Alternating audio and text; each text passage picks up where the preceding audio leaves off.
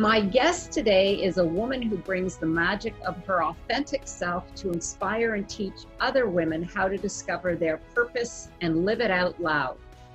Nancy Trites Botkin is a multi-award-winning writer, producer, and director with over 60 national and international awards for her film and television work. She is the co-founder of Think8 Systems, a strategic corporate design firm, and First Star International, a media and communications company. As the founder of Think8 Women, Nancy loves working with and coaching women, shaking up the status quo to help them speak up, stand up, and live into their authentic self. Welcome, Nancy.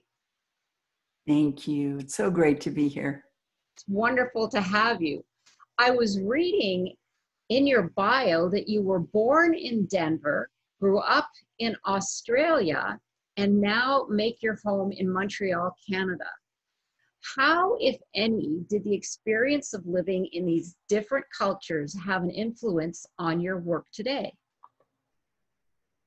I think a lot. I think one of the things is that you're constantly an outsider. And as an outsider, it gives you a different perspective on what you're doing and how people perceive what you're doing. And you're able to sort of view it from a distance. Like I always say that living in Canada, it's like the mouse living by the elephant. The elephant isn't even aware of the mouse. The mouse knows everywhere the elephant is in case the elephant rolls over. So I think particularly in business, as a business person, as a businesswoman, you have to be aware of where everybody is and how they are and just where to move into those spots and those places. So living in those different countries kind of gave you an opportunity to hone those skills, so to speak. You know, Australia for me was marvelous because Australians have this directness that I love, that they just say it. They say it with great humor. If they like you, they just give you a really hard time, and you cannot have a thin skin if you live there. You wouldn't survive. But I love their open-heartedness, and I love their directness. And I've lived all over the world. Montreal for me has this combination of art and just sort of the classic European feel to it, but with the North American. So, and in Montreal, people are so happy. They love their life. They love their friends. What's important to them is important. So yeah, as a filmmaker, I always loved coming to Montreal, and I always said, someday I'll live there. And here I am. That's wonderful. Well, your life and career are full of creativity and entrepreneurship. I'm curious, was there a driving force that led you to delve into these areas in your life? And did you come by that naturally? Oh, no. That's interesting. Not even a little bit. My background, my parents were very evangelical, sort of far-right evangelical. So I grew up not watching movies and not watching TV. I mean, didn't go to a movie because that was sin. And so here I am, a film director and writer, which is really interesting. But again, I think when you're an outsider, you see everything, you notice everything. And it was, in fact, and then I married a minister. My first husband was a minister. And it's so interesting because the very first production I did after we got married, I was 21. He had it was a mega American church. And we had a high school department of kids that were high school kids, like 300. So I wrote a rock musical with, band and all these kids and a set. Fun. But I'd never seen a musical live myself. I'd never seen one. You really wonder where these gifts come from and how they were and what leads you to them. Anyway, one of the men afterwards that saw it came up to me and said, I have Gilbert Productions, which is a film production company, and I need to hire a woman, and would you like to be a producer? And I said, what's that? And he said, it's what you just did. And I said, oh, okay, I could do that, not having a clue what it was. But he was one of those wonderful mentors and bosses that really saw in me the creativity and the talent, and and was able to really nurture that. But so no, I was going to be a missionary. But I think there's an overlap in terms of always what I've done is build bridges. My films, my TVs have always been about, if you're here, how can I create a bridge of understanding to something that you didn't know, or something that you long to know, or if you couldn't speak or you couldn't cry, how can I make sure that you know you're not alone in this human experience? So what I'm doing, and I think what everybody does, it's an outgrowth of who you are, and it brings you, nothing's ever wasted. So all those pieces come together into one place when you're really on your purpose. So you may think, well, this is really disparate. It doesn't have any bearing on it, but it actually does.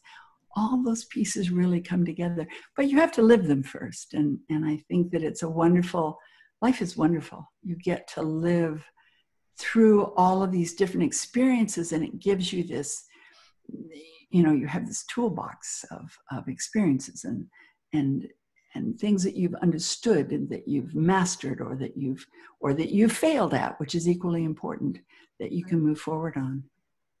Each experience is a piece of the puzzle.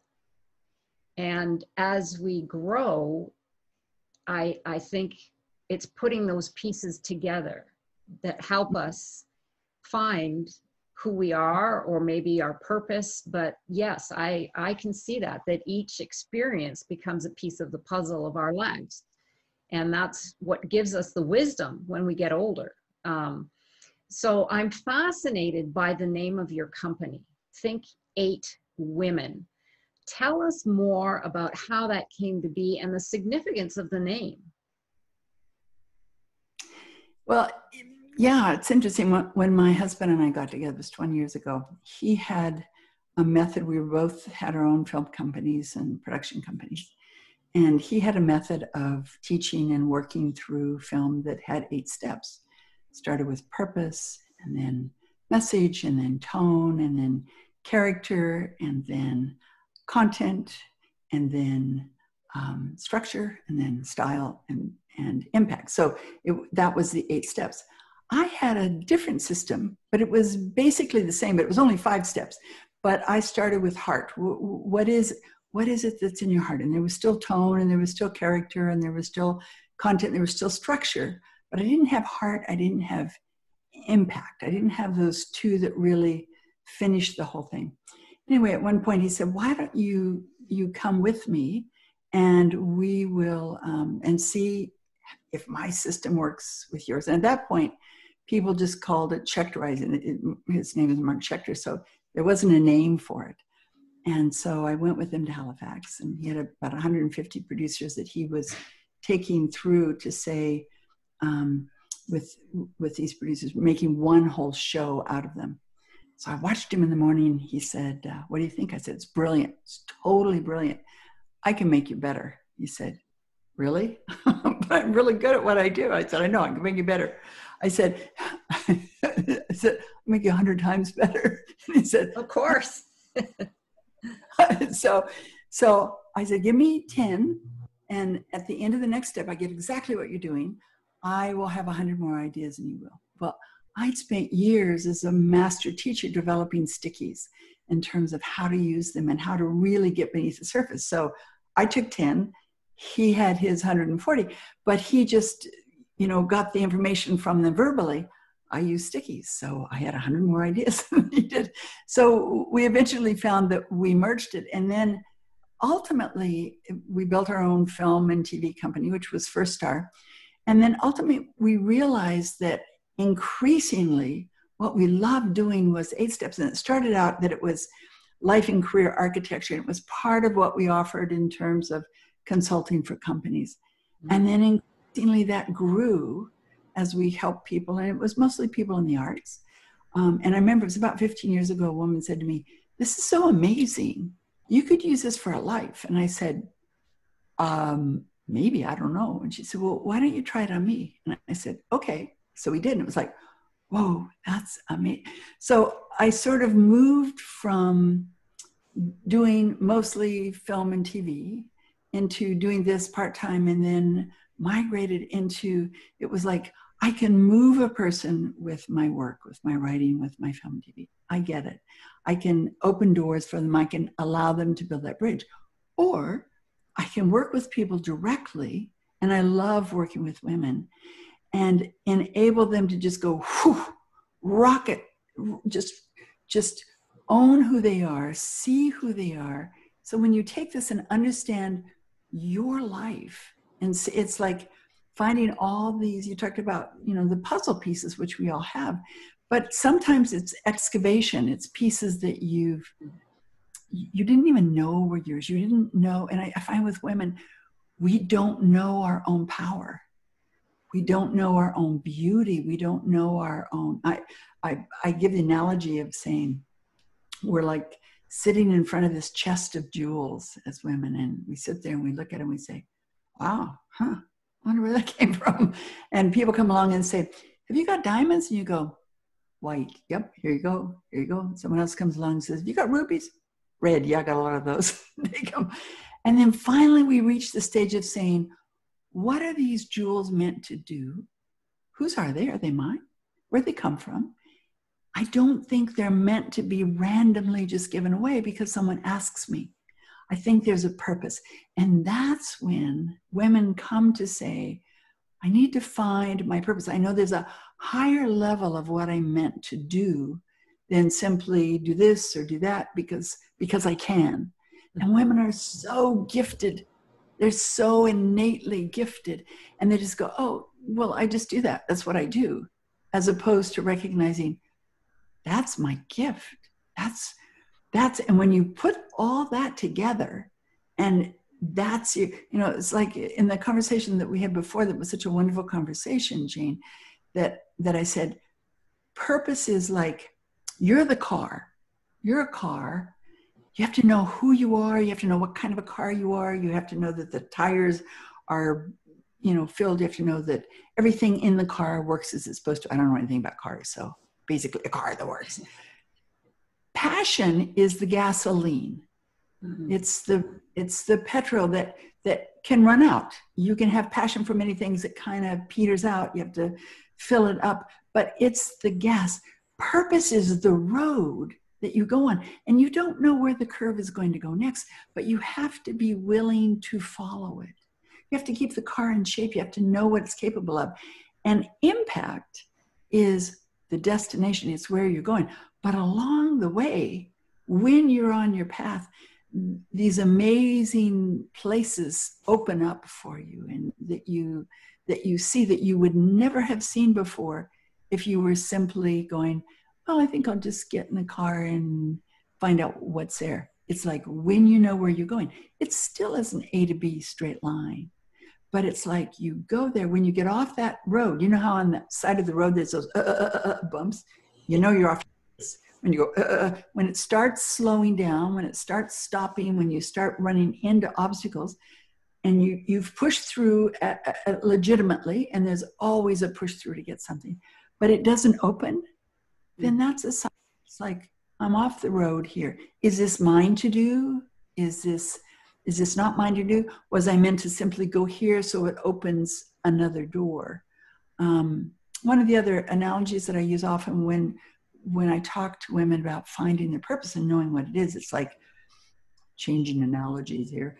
If you're standing on this rocky, dry, hot shore, and there's water in front of you, but at a distance you see an island, you think, whoa, that's a green, I see trees, there's a breeze, it looks wonderful.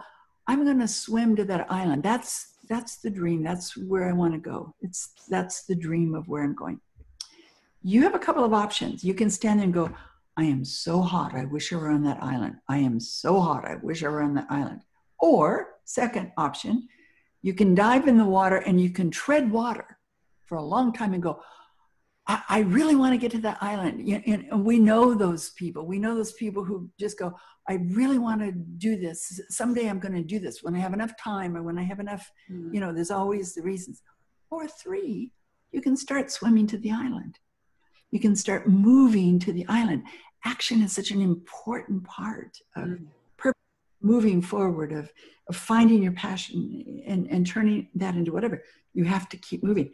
But here's what happens that's magical. As you swim toward that island, as you get closer, you see another island behind there that is even more wonderful and cooler looking. So, if I adjust just a little bit, that second island looks even better.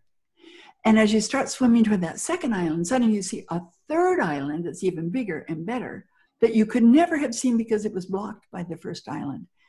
And as you start getting closer to that, a boat comes out and people on it say, "Are you coming to our island?" And you go, "Yes." And they go, "Hop on." Now you have your tribe, you have your transportation, and you have where you belong, your island. As women particularly, we're really good at seeing the vision of what could be. And there's so many reasons why we don't, or why we just think, well, if I just go over here, if I just go there, if I just try this, as opposed to going, I've got it in my sights.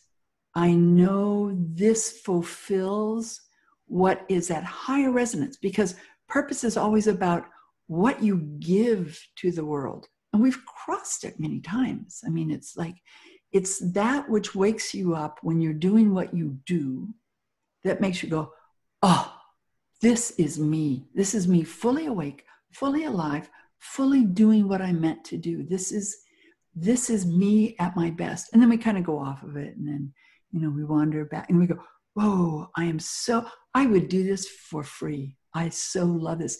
Because it's not what you do. And people mistake that purpose is profession. It's not. It's what you bring to everything you do, but you're specifically, your purpose is like this hanger that holds everything in place, including your friendships, your partners, your children, your work, your avocation. Everything you do aligns to that. And then that it is that magical piece of you, that whatever you do is so extraordinary. And again, back to women saying, "Oh, it's just what I do. Everybody does it." No, they don't. No, they don't. And that's the exciting part. And that's all an answer to your question of Think8 Women. So Think8 is our company. We have Think8 Global Institute that is for professionals. It's for training people to really think the impossible, new think for the new possible, which is what we do.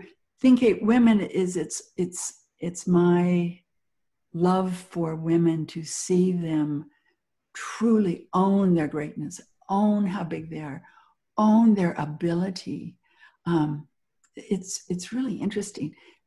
We hear so much about women not having confidence, and yet, or feeling like a fraud. And I say to women, "Do you feel like a fraud as a girlfriend or a wife?" "Oh, no. You feel like a fraud as a daughter or a sister?" "Oh, no. Oh, how about a friend? Are you a fraud as a friend?" No. Where are you a fraud? Only in your work. It's fascinating. So it's like we've been sold this bill of goods that we don't have confidence. We actually do. There's three pieces to that. You have to have the willingness to do. You have to have the ability to do, and you have to have know-how. Often we mistake not knowing how to do something for lack of confidence. Duh, just have to learn how to do something, and that's how it's wonderful to see women encouraging other women and mentoring other women and teaching other women. Mm-hmm. But it's like I said to you before, I could want to be a ballet dancer, really be willing. I could take classes till I was purple in the face. I am not going to be a ballet dancer. I do not have the ability. Or you take someone who has the ability and the willingness, but they don't know how, so they think, "I can't do it." Learn, figure it out. You can do it.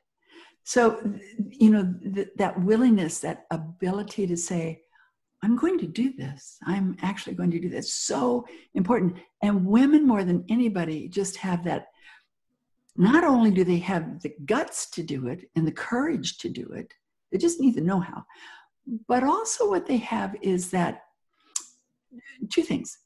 They have the intuition that says, you need to look at this again, or there's something that I think that I should pay attention to. And when they do, it's so fantastic. Second thing they have is, if women go into a bank for a loan, small business loan, and I've had so many women I've worked with that have done this. So they go into a bank and they sit down with the banker and they go, plan A. Here's plan A. It's going to take, it takes the biggest amount of money, but it's going to take the shortest amount of time. And here's the upside, here's the downside. Plan B takes a little less money, but more time. Here's the upside and downside. Plan C, a little bit of money, but a lot more time. Here's the upside and downside. And often the banker, if he's a man, comes away and says, well, they don't know what they want. They haven't decided. Whereas most women's businesses succeed. Whereas often a man will go in and say, I got this. This is the plan. It's going to work. The reason why tech companies who have female and male ownership, or completely a woman at the head, are 64% more profitable. And across the board, companies that have women leaderships are more profitable, is because we bring a considered reason to things. We bring a, well, the fallout of this is, and the other side of that is, and that's considered overthinking. It's not. It's how we think. So part of the work that I do with women is to help them see that we as women bring our own specific skill sets. How we think is different. How we react is different. And that's all good. We need both. But to know how we are is amazing. So the 8 steps is why it's Think8. And women is because we're women and because they're so magnificent. No, that is I can see now why you are an award-winning storyteller. I didn't want to interrupt because I so enjoyed that analogy, that story that you painted about the islands and the treading water and not being able to see the second opportunity behind the first island and then the third island. That it just resonated. It's such a gift that you have to tell these stories, because stories are what we remember. I mean, more than anything. And that just painted the picture as to moving ahead or staying put to where you are, or even just not even moving at all. Treading water is the, I want to do it, but I'm not, I'm thinking of it, but I never do anything. The other is standing there looking and wishing it to happen, which never happens. There's no action. And the third is the action, which is moving that way. But in doing that, then you see the opportunity and the whole unfolding of being dealing with women and unfolding all of the support and the gifts that we have that are different from men, but are very valuable to business. That was magnificent. That was wonderful, because my next question, and you may have already answered this, is for any woman looking to become an entrepreneur or pivot in their career, up-level their business, or even their life. I had here, can Think8 help them? But I believe that you may have answered some of that question. Was there anything you feel that you would like to add to that? Oh, well, of course. I mean, I do one-on-one work with women, which is, it's where my heart is in terms of women. I also have a series that is sort of 4 weeks on and a few weeks off that is really going deeper into, called Creating My Life, which is every week it's 2 hours, and it's with other women from all over the world, where we do a deep dive. So this 4 weeks we just started was authenticity was the first week. It was last week. Next one is finding your voice. Week after that is power. And the fourth one puts that all together, and it's standing up for yourself. So each 4 week set in the series is all about us as women. You can't separate. This is me professionally, this is me personally. It's like we are one person to bring that whole person to work, whether it's starting your own business or whether it's being in business. It's like using everything that you have to bring to bear that you're creating it, but recognize that you are the author. Women all the time, there's two things that come up with women. Fear is the first one. And the fear comes from, I'm not adequate. I'm not worthy. I'm not enough. And that's such a, it's such a heartbreaking thing. And it comes from a long time ago. And that's part of what I deal with in the one-on-ones and also in the sessions is where did that come from? And because it's not true. You are as worthy, you hold a baby. It's like there's nothing they could do to be more worthy of your love than that they are. That doesn't change as you grow. And somewhere we get this sense of, I'm not worthy, I'm not enough, I can't do it, I'm not enough. And the truth, and so as women, what we do to compensate for that is we work harder. And so we put in twice as much effort and we kill ourselves, we're sort of all things to all people so that we can prove that we're worthy enough to be. We don't need to do that. We just need to be and trust that we're creative. And the second piece of that is that a lot of women say to me, well, my sister's a creative one. I'm not that creative.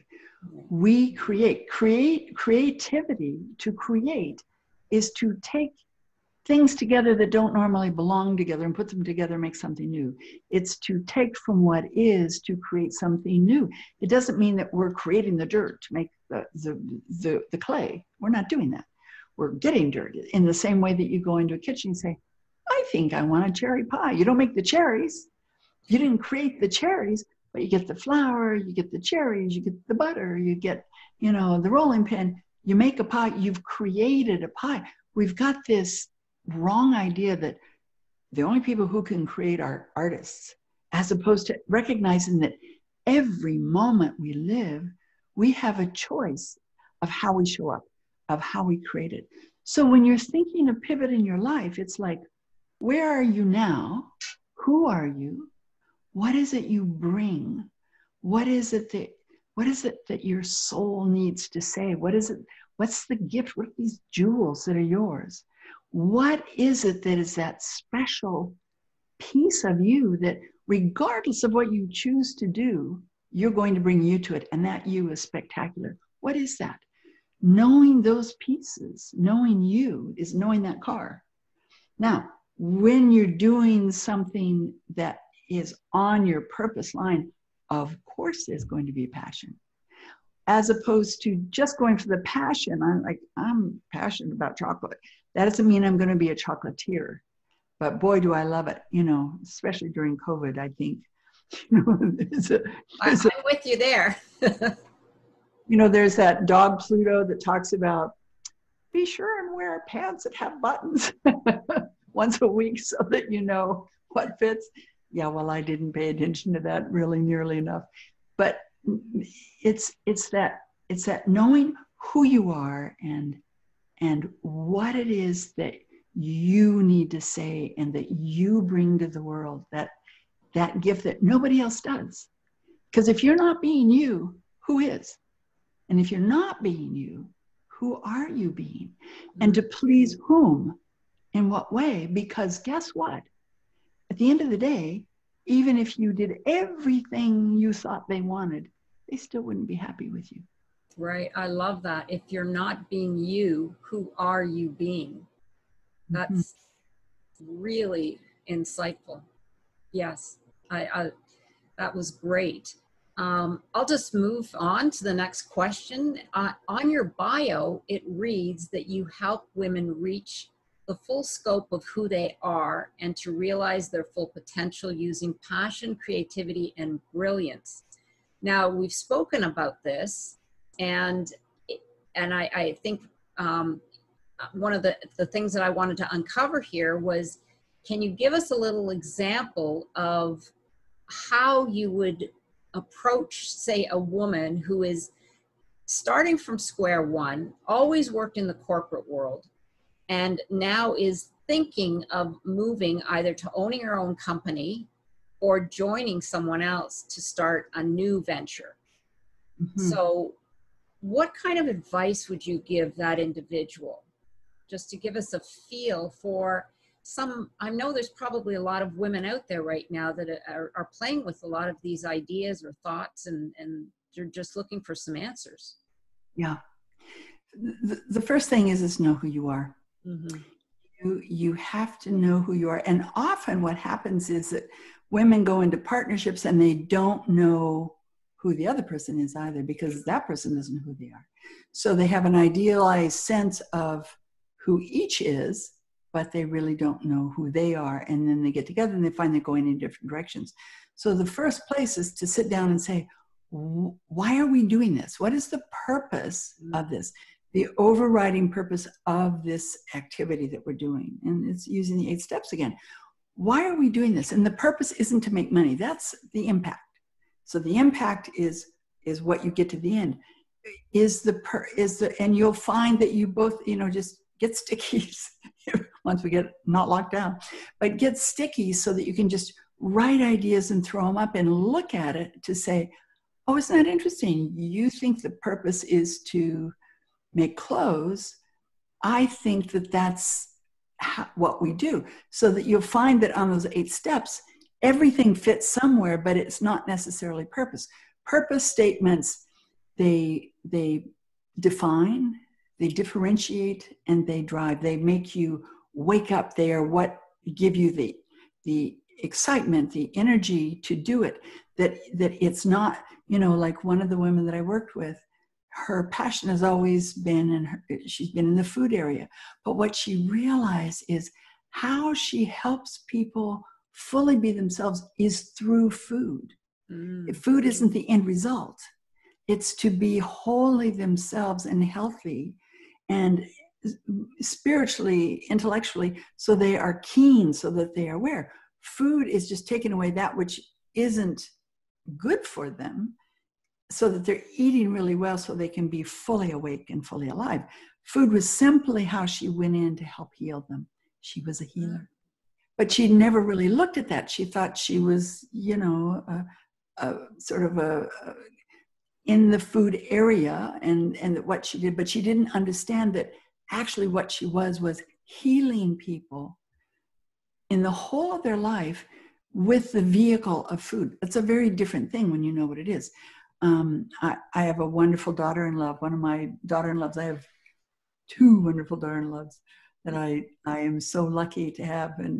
And one of them is a dermatologist. And her purpose in doing dermatology is not to sell people skin products or, just help them with their skin problems. It really is to partner with them in terms of the whole of their health, because the skin is your first, it gives you the flags of what's wrong in the whole of your body. It really is extraordinary. Very different purpose than a dermatologist who has a whole business of giving you Botox or who just wants to make money. Both are dermatologists, both have had the same training, different purpose. So the first thing to sit down is you to you or you to your partner. Why are we actually doing this? And the second point is, what is it we're actually saying?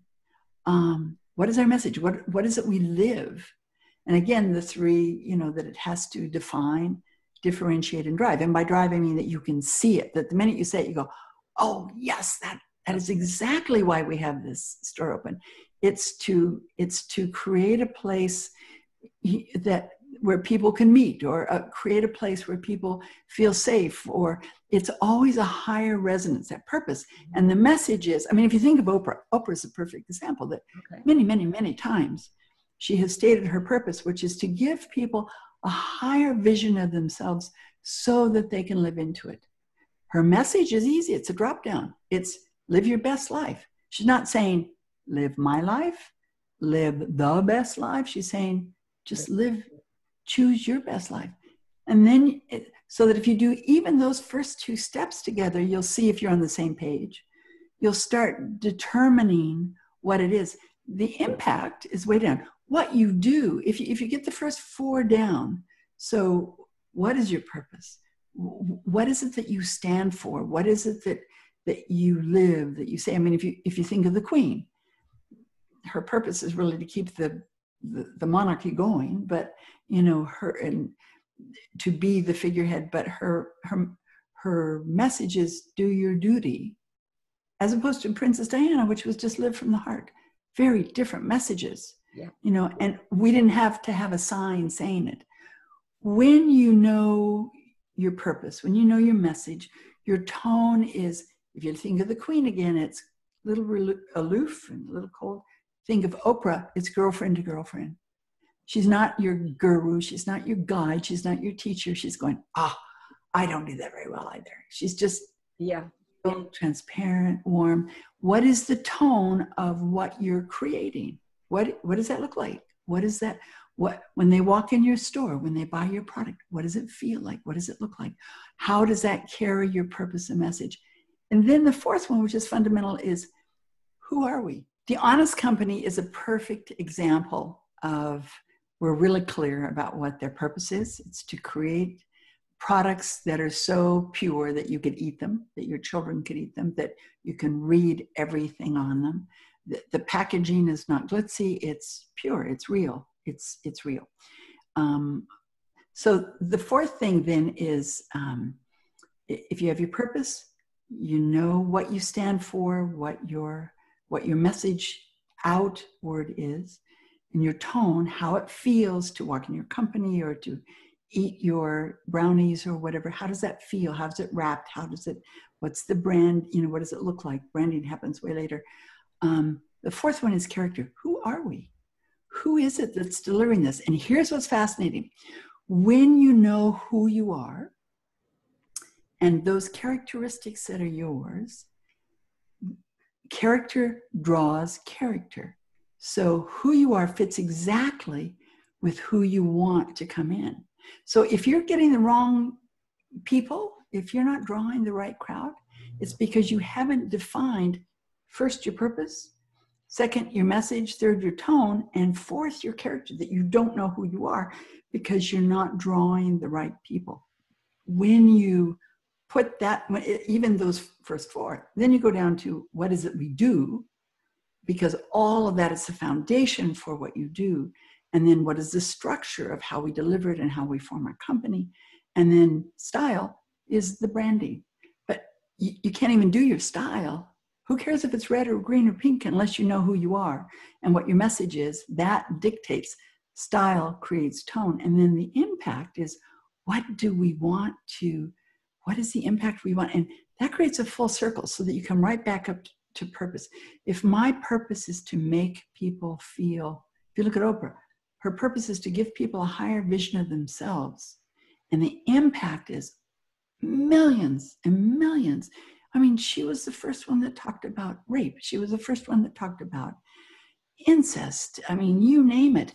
And it informed who she brought on her show, so that she didn't have people just come on because they were popular or they were cool. She would say, you were shooting your big film and your mother died. How did you live your best life during that time? So it focuses everything that you're doing, so that everything that you're creating in your company goes through the grid of, is it on our purpose? Is it our message? Are we consistent with who we are and our tone? Those are really important pieces. So that's how Think8 helps women, you know, truly to go through that. That's why we have the Institute, so we can, you know, really train people to think fully about what they're doing and how they're doing it and why they're doing it to create their company. So, but if you just use those first four steps, and really come to what it is, you're way down the road, because you know. And often it's so interesting. Women think because we want to work together that we're going to have the same opinion and same idea. When you do this, it's like, you know what? We need to form different companies because we're not on the same page. We see it differently, and it's okay. Mm-hmm. But it's good to know it up front, as opposed to you getting into it and saying, we just saw the world differently. We saw how we structured it differently. We saw who did what differently, and it didn't work. So yeah, it's great. Yeah, that's some great information. I know that you have touched on this because the name of the summit is passion to profits. And so what I'm hearing you saying throughout all of this is as you've said before, the passion is the fuel. The profit is the impact. I think you said money is the impact, but the purpose is what we need, because that's the roadmap. Yeah, that's the road. That's the road. It's the road that you follow, that it's not, and you can make a plan, but there's many detours, there's many things along life. You know, it's really interesting. Life isn't personal. Oh, that's a real heavy statement. I think a lot of people would argue with that. That's really insightful. No, but it's not in the sense of it doesn't carry the meaning. Meaning, it's like life is like the ocean. The ocean is not against you, whether it's calm or whether you have rogue waves or whether you have a big storm. It's just doing its thing in the same way that life is just doing its thing. So in business, it's not like this fight against, you know, what's out there. It's like you are to know who you are, to know that you're the boat, you're the captain of the boat, you decide where the boat goes and you decide how well it sails. These are all your responsibilities.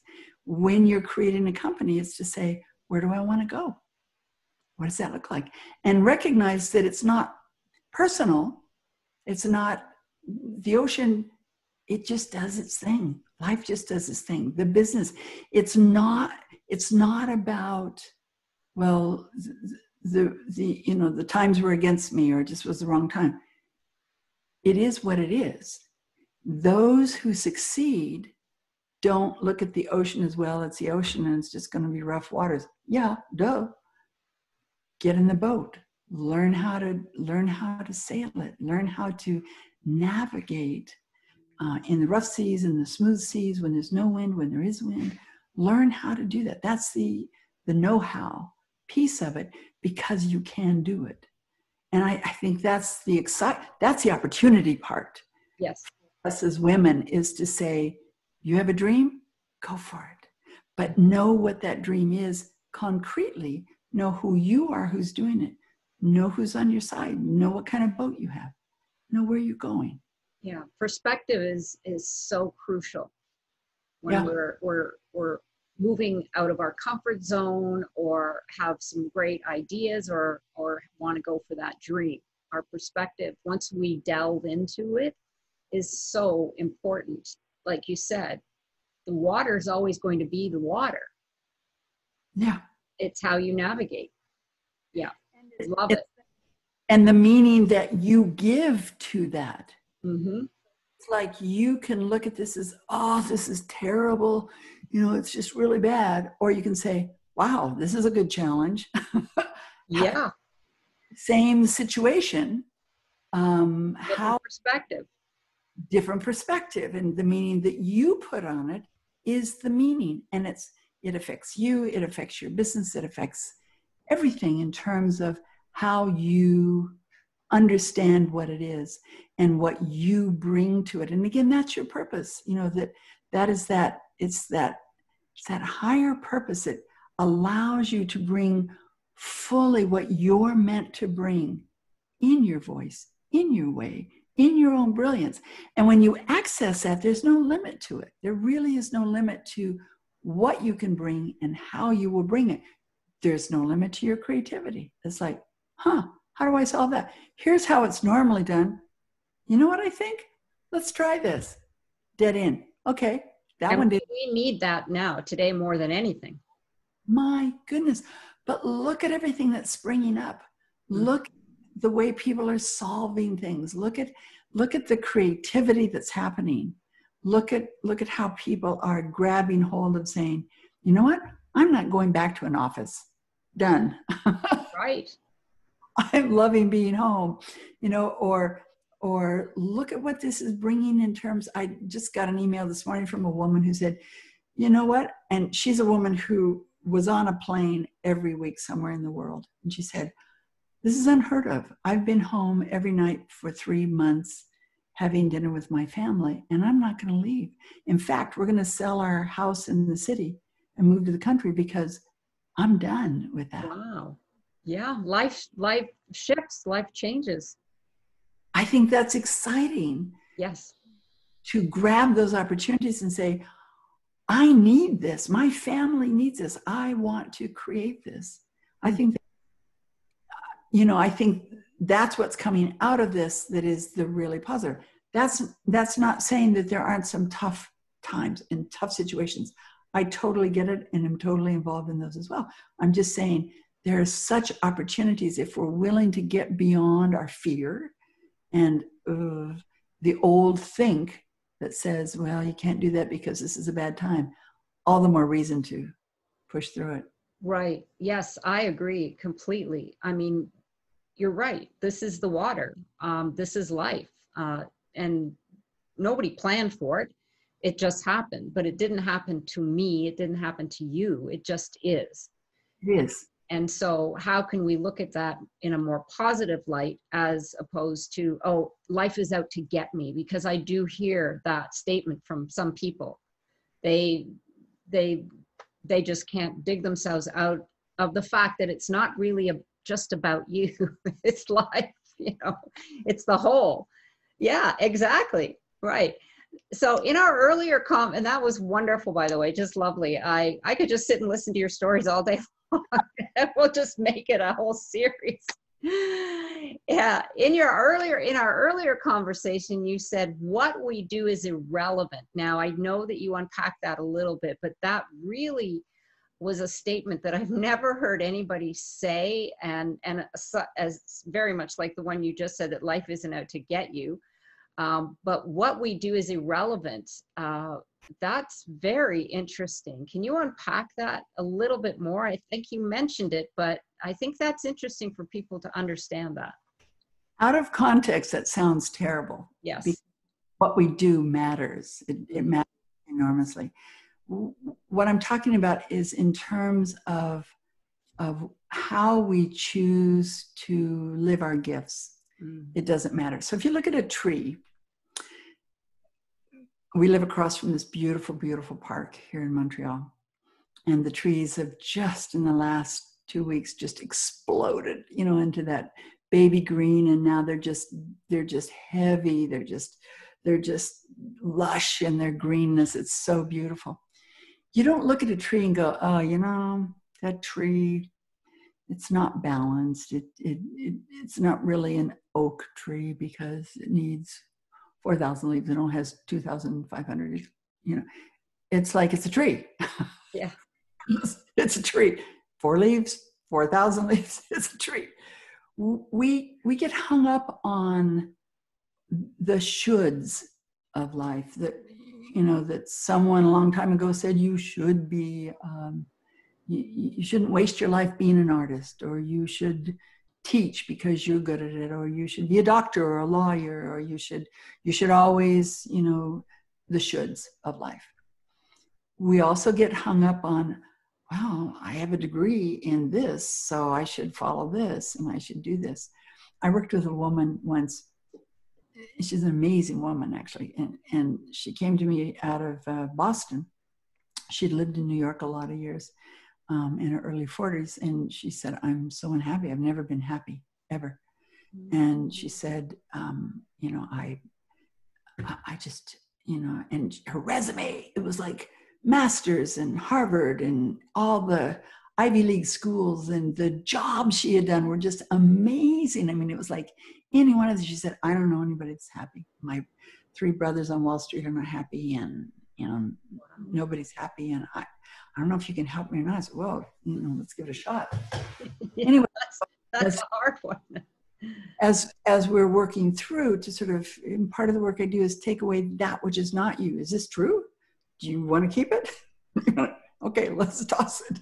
But one of the things is there was like nowhere in her life that was exciting for her, and yet she had these amazing jobs.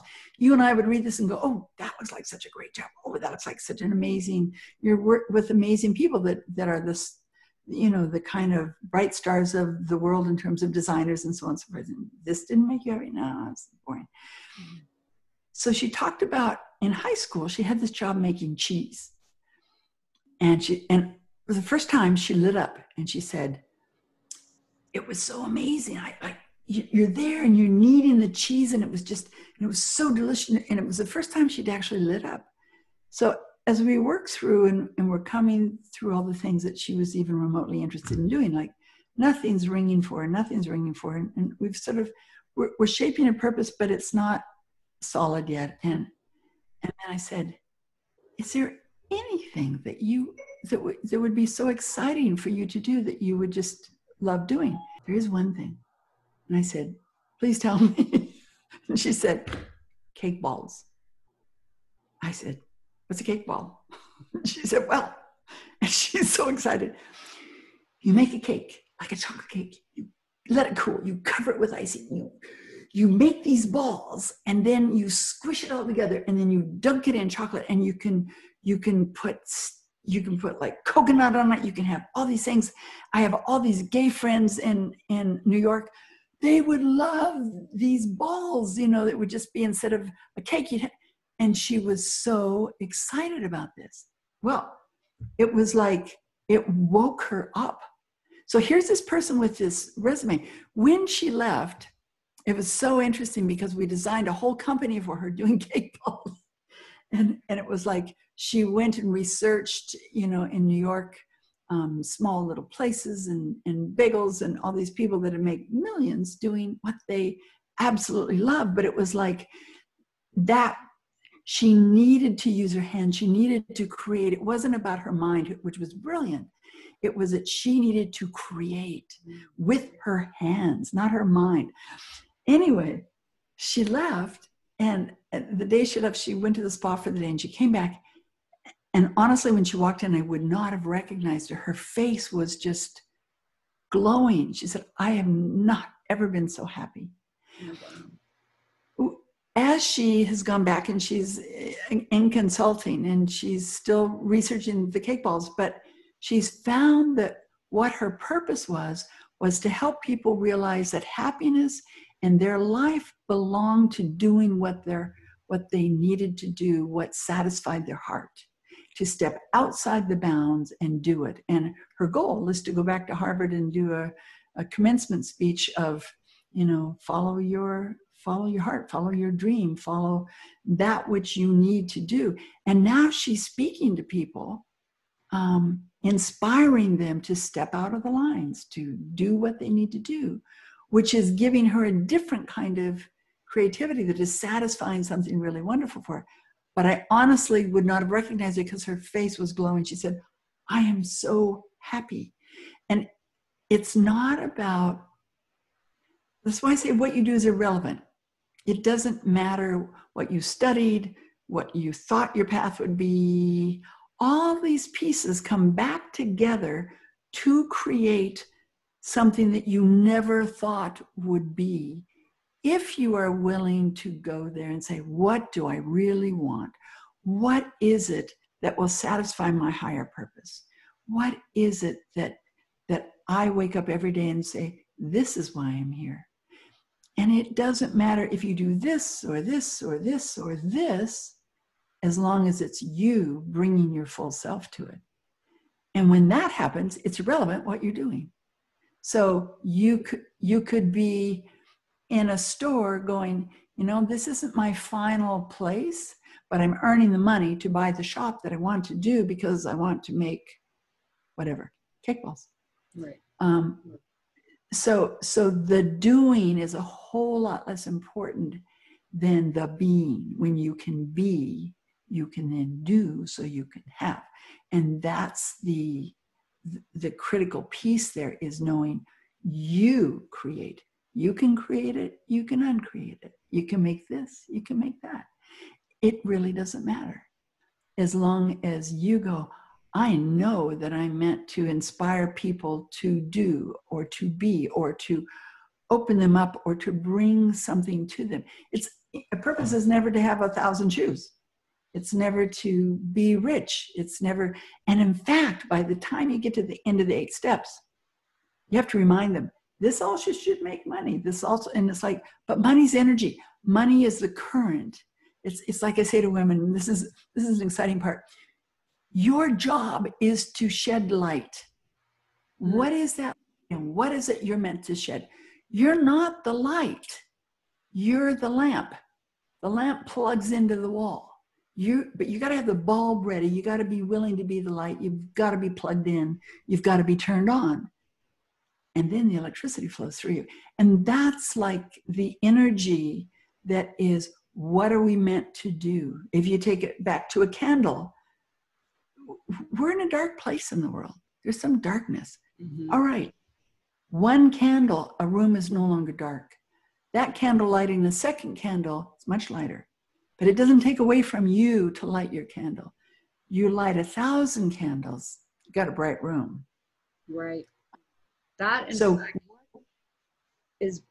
so interesting, Nancy, that you would segue into that, because you will not believe that was my next, the quote. I actually took it when you were speaking with me earlier on the phone. This is what you said: the more you light your own candle and light someone else's candle, the more light there is. And that's exactly what you segued into. So it was almost like you were reading my mind, because it's beautiful. I love that, that quote, but also how you were explaining how that you are not the electricity. You're the bulb. You're the bulb. You're the lamp. You're the lamp. You have to have the bulb if it burns out. I mean, that's where we have to take care of ourselves so we don't burn out. But when, again, back to purpose, when you're there, it's not exhausting. When you have the passion for what you're doing, because you're aligned. And that's that alignment, that that every piece of you is in line. When that lines up, it's solid. You can just go, and put so much energy into it. And it's like, my body's tired, but I'm ready to go. I mean, you feel the same way, I'm sure, doing this whole series. It's like enormous work to pull it together, but just the excitement of waking up and going, look at the women that I have. Look at the women they're going to reach.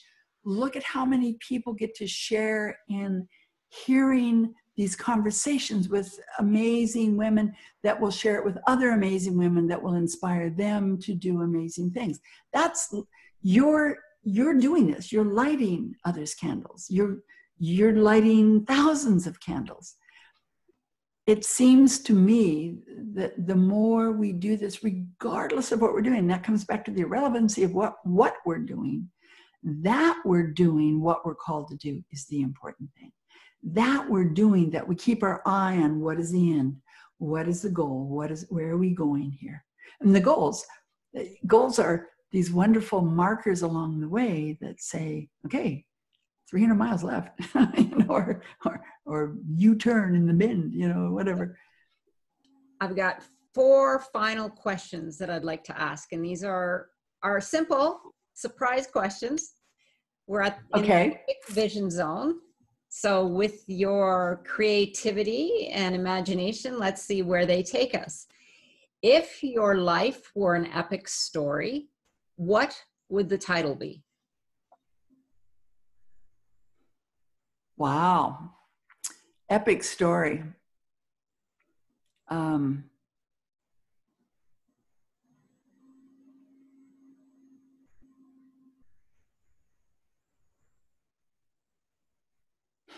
That's a really good question.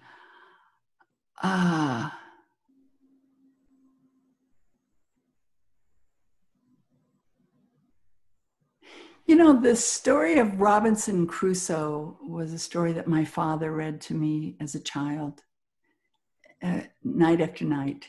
And that whole,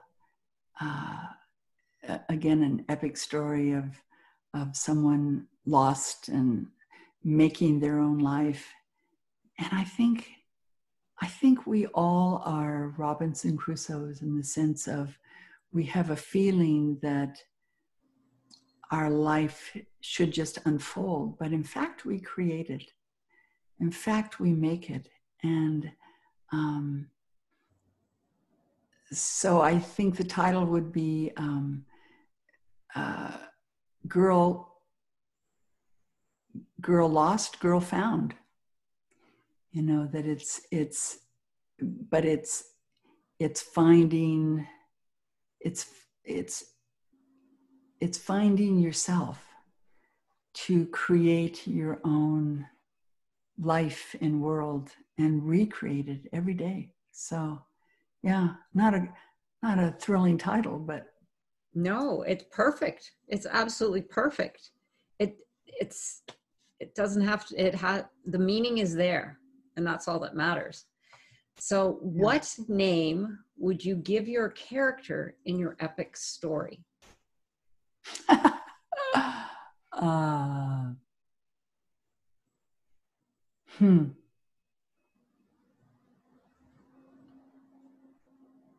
Golden Girl. That is awesome. I love it. How? Just, you know, go ahead.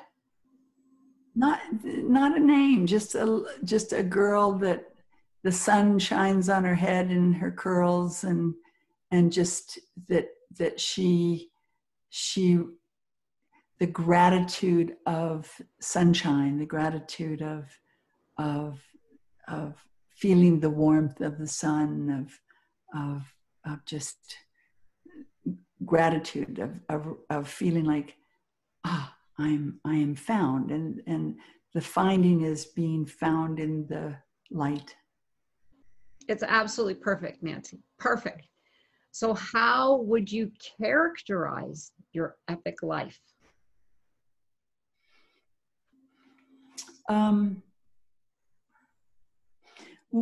As a scriptwriter, one of the things that is important to know when you write scripts is that you have to immerse yourself in the forest.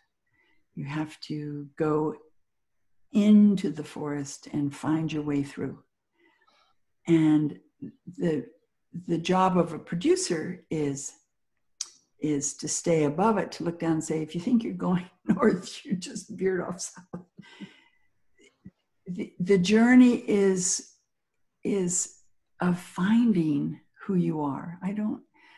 Some people sort of know that earlier, and some people sort of stick to that. As I say to women, some wounds don't heal because from those wounds you heal others.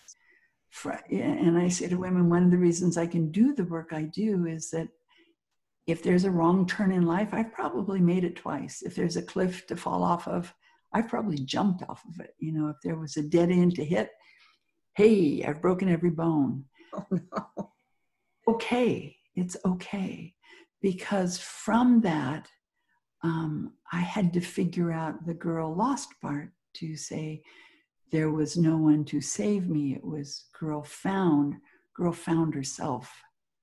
And that finding of yourself is the most important thing. So the journey is one of experiencing life fully, loss, pain, grief, all the pieces of your life, to finally go, I don't want that, I don't want that. I choose me. I choose to know what that is, good, bad, or indifferent. I choose to look at it, to really look at who you are, and to put the pieces back together, to those very disparate and sometimes broken pieces, to put them back together, to say, there's this beautiful, in Japan, in old Japan, when a cup or pottery would break, they would fix it with gold. They would take gold and drip it in between, and then the cup was unbreakable. And those beautiful cups are now treasured works of art, because in all those broken things is gold. And I think that for most of us, that is our life, and we try to hide it away as if we came fully formed. Nobody did. There's the shards of failure, of defeat, of bad choices of a life. So girl lost, but girl found, and into woman being whole. That to me is the journey.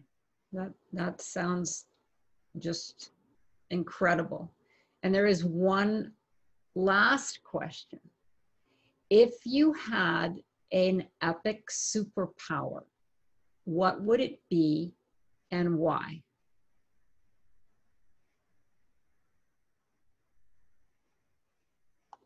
To heal. Mm. If I had a superpower, it would be to take away others' pain. Mm. You know, to allow them, there are people who have such pain for many, many reasons, to allow them to be free of that pain so that they could know that they are whole, that regardless of the pain they carry in their lives, that doesn't define them. So my superpower would be to be able to heal people. That's beautiful, just beautiful. Well, Nancy, I have really enjoyed all of this. It has just been amazing. I love the way you tell stories and the way you lead us to knowledge through your stories. It's so interesting with your background and your experiences and now your skills in putting those to work, how you can paint a picture like no other. I mean, really, it's very inspiring, and you need to write a book. I'm sad.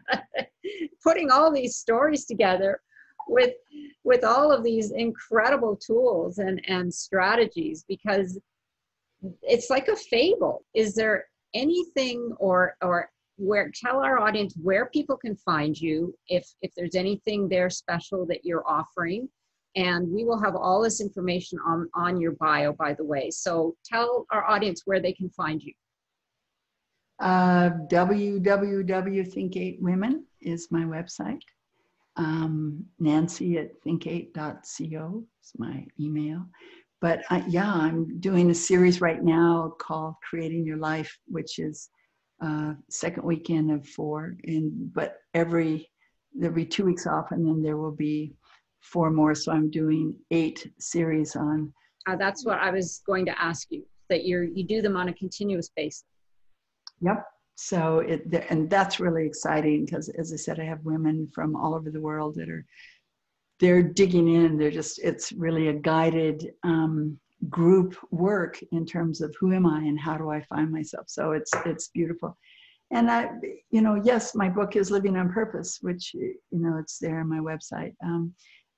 But you'll find who you need to find as you need to find them. And it's like, and our Think8 Global Institute is Think8 Global Institute, which is for creating businesses and for really thinking the impossible and making that happen, which is pretty exciting. But